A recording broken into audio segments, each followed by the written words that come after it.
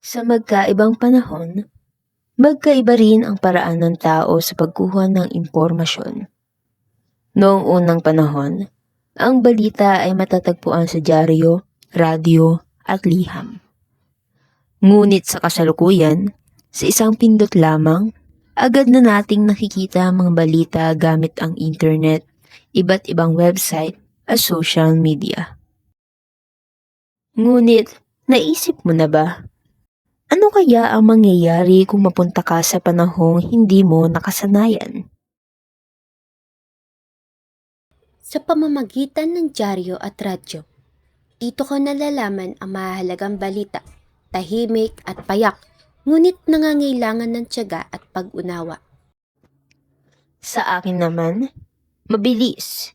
Isang scroll lang, andito na lahat ng impormasyon. Sa video na ito, ipapakita namin ang pagkakaiba ng old media at new media.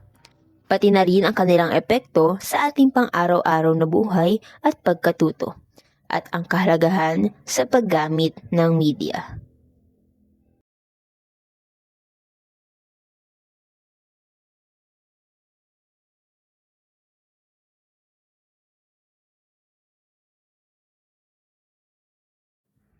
Si Dabi ay kumakatawan sa panahong ang pangunahing pinagmumula ng impormasyon ay ang old media.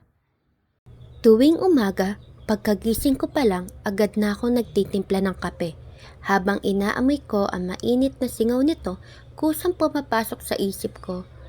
Ano kaya mga bagong balita ngayon? May mga bago na naman kaya akong mapapakinggan? May mga pangyayari magpapabago na naman kaya sa takbo ng araw ko? Habang tahimik ang paligid at nagsisimula pa lang ang araw, hinahanap ko agad ang radyo at dyaryo. Doon ko sisimulan ang araw ko. Naiiba ang pakiramdam ko sa tuwing nagbabasa ako ng dyaryo. Dito ko nakikita ang kabuuang larawan ng mga nangyayari. Hindi lang mga headline, kundi pati ang mga detalye at kwento sa likod ng bawat balita. Sa simpleng pagbabasa ng dyaryo, mas nagiging mulat ako sa realidad, mas nagiging mapanuri at masanda akong harapin ang panibagong araw. Sa bawat pahina, may bagong kaalaman at sa bawat umaga, may bagong pagkakataon para matuto. Habang nagpapatuloy ang umaga, nakikinig ako sa iba't ibang programa mula sa balita, komentaryo hanggang sa musika. Para bang may kasama akong gumagabay at nagbibigay impormasyon habang sinisimulan ko ang araw ko. Sa radyo, hindi lang ako nakikinig, natututo rin ako, nagiging mulat at mas nagiging konektado sa mundo. Sa bawat tunog at bawat balita, mas nagiging handa akong harapin ang panibagong araw. Sa panahong ito, ang impormasyon ay hindi agad dumarating. Kailangan ng oras, tiyaga at masusing pag-unawa upang makuha ang mahalagang balita. Samantalang si Jaya naman ay nabubuhay sa panahon ng new media, kung saan ang impormasyon ay mabilis, madali at abot kamay. Pagkagising ko pa lang, chinecheck ko na agad ang phone ko. Dito ko nalalaman ang mga news, updates ng friends ko at kahit anong gusto kong isearch. Mabilis, convenient, at kahit saan pwedeng gamitin. Sa pamamagitan ng internet, nagiging instant ang communication at mas nagiging interactive ang paraan ng pagbabahagi ng information. Bigla akong napaisip, ganito pa rin kaya sa hinaharap? Paano kaya ang happenings before? May nagbabasa pa kaya ng balita gamit ang dyaryo? Walang internet, walang cellphone?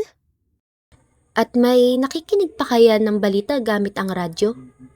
Hindi ba sila nahihirapan maghintay ng news before? Sana'y maranasan ko ang buhay sa hinaharap at masilayan kung paano nagbago ang mundo.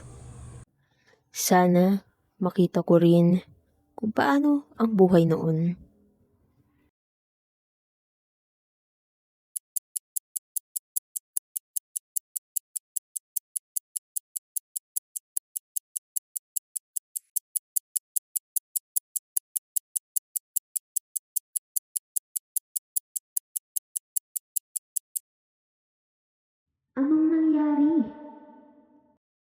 Sa kahilingan ng dalawa, nagpalit sila ng panahon na nais nila maranasan. Si Dabi ay napunta sa panahon kung saan ang impormasyon ay ginagamitan na ng makabagong teknolohiya. Samantalang si Jeya naman ay napunta sa panahon kung saan printed paper at radio lamang ang ginagamit sa pag-alam ng balita. So ito pala ang paraan noon. Kailangan kong basahin isa-isa ang news dito. At kung sa radio naman, kailangan kong makinig ng mabuti. What is traditional media? Traditional media refers to the forms of communication that existed before the rise of the internet and digital technology. These are the channels used to deliver information, news, and entertainment to a wide audience in a one-way communication process, meaning the audience receives the message but has limited interaction with the source. There are four main sectors of traditional media: film, television, radio, and print publishing. Film is a form of visual storytelling that is shown in cinemas or theaters. It combines moving images, sound, and narrative to entertain, inform, or educate audience. Television. It is a broadcast program such as news, shows, and documentaries directly into people's home. It is one of the most influential forms of media because it combines both audio and visual elements. Radio. Radio delivers information through sound. It includes music, news, talk shows, and advertisement. Even without visuals, radio remains powerful because it is accessible and easy to use. Print publishing. This includes newspapers, magazines, books, and other printed materials. Print media is one of the oldest forms of communication and it used to share detailed and permanent information. Now, let's look what are the advantage and disadvantage of old or traditional media. First, advantages of old media. Old media is considered more reliable because the information usually goes through careful editing and verification before it is published or broadcasted. It also has less distraction since it focuses on delivering clear and direct information without too many interruptions. Another advantage is in structured content where information is well organized and easier to follow. It also has credibility because many traditional media sources are trusted and established over time. Lastly, it is useful during emergencies, especially radio, which can still operate without internet connection. Now, for the disadvantage of old media. One of the main disadvantage is slow delivery of information, since it takes time before news is printed or broadcasted. It also has limited access because not everyone can easily get newspapers, television, or radios and time. Another disadvantage is one-way communication, where the audience cannot easily respond or interact. It also less engaging compared to modern media, since it lacks interactive features. And lastly, it can be costly because people may need to buy newspapers, a magazine, or devices like TV and radio. In conclusion, while old media or traditional media has its strengths in reliability and credibility, it also has limitation in speed and interaction compared to modern media. Pero ang saya pa rin palang mabuhay at makaalam ng balita kahit walang ginagamit na internet. Kaya pala pinagmamalaki ng mga lolo at lola ko noong panahon nila dahil din sa gamit nila sa pag-alam ng balita. Teka, ano to? Nasaan ako? Ano to? Ang ganda naman nito. Paano ba to gamitin? Ganito ba talaga to? Ang sakit naman sa mata. Pero ang ganda ah. New media, also known as digital media. It refers to all forms of media and marketing that are powered by digital technology and the internet. It is used to describe the constantly evolving ways that we consume and create content. It has various digital technologies, including social media, streaming services, and mobile devices. With these new technologies, anyone can easily and quickly share their ideas, opinions, or creations with the world. Unlike traditional or old media, which primarily includes print media, new media is interactive, allowing users to engage in two-way conversations and participate in online communities. With that, it is a powerful tool transforming how we communicate, work, and play.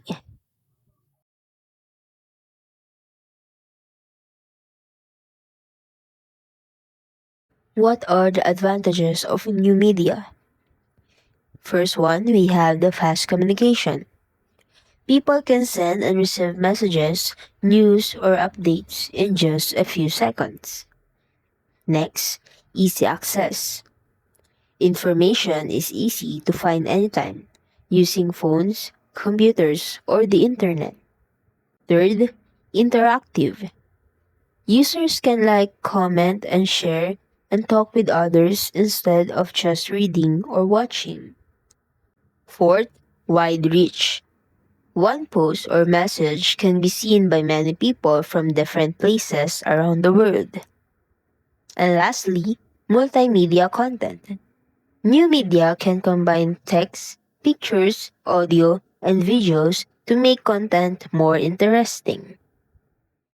What are the disadvantages of new media?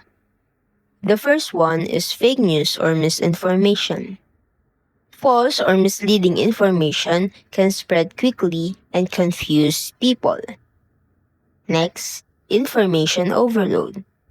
Because of information overload, there is so much content online that it can be hard to focus or choose what is important. Third, distraction. Social media, videos, and notification on our cell phones or other gadgets can take attention away from work or even in study. The fourth one is privacy issues. Personal information can be collected, shared, or misused online. And the last one is dependence on internet. Since new media mostly needs internet access, it becomes hard to use without a connection. Madali ngang makakuha ng impormasyon, ngunit mahalaga rin maging mapanuri sa bawat balitang natatanggap.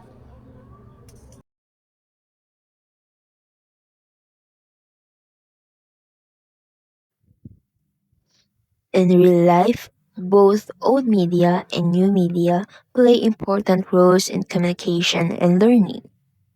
Each one has its own strengths and uses depending on the situation. For example, radio is still very important during disasters or emergencies, especially when the internet signal is weak or unavailable. It can continue to provide important announcements and safety information. On the other hand, social media, it is useful for giving fast updates, spreading information quickly, and helping people communicate with one another in real time. Matapos maranasan ang magkaibang panahon, bumalik sila sa sarili-sarili nilang panahon.